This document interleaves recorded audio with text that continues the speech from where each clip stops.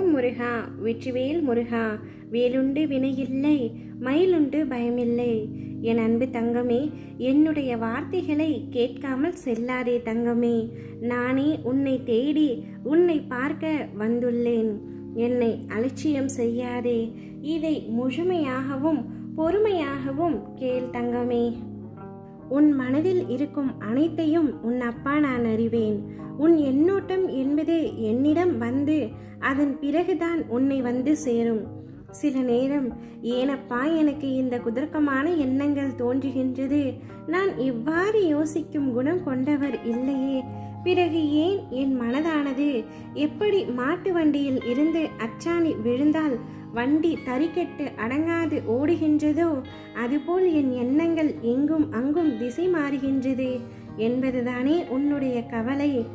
என் அன்பான குழந்தையே, அந்த அச்சாணி முறிவதற்கு முன்னரே நீ சுதாரித்தால் உன் வாழ்க்கை என்னும் பயணம் மிக சிறப்பாக இருக்கும்.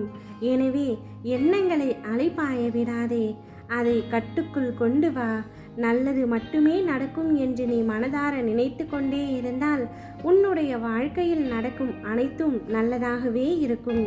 நீ சின்ன சின்ன விஷயங்களுக்கு எல்லாம் மிகவும் பயப்படுகின்றாய்.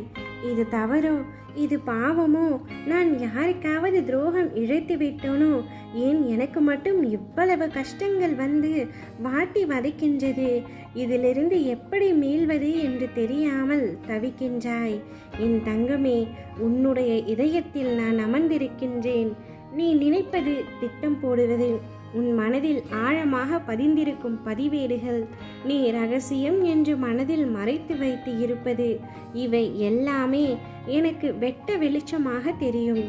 உன் மனதில் ஏற்பட்ட காயம், துன்பம் மட்டும் எனக்கு தெரியாதா என்ன? அனைத்தையும் நான் அறிவேன். மனதால் கூட பிறருக்கு தீங்கு நினைக்காத நீ இவ்வளவு கஷ்டப்படுவதற்கு காரணம் கர்ம வினைதான். அவை அனைத்தையும் நான் சுக்கு நூறாக்கப் போகின்றேன்.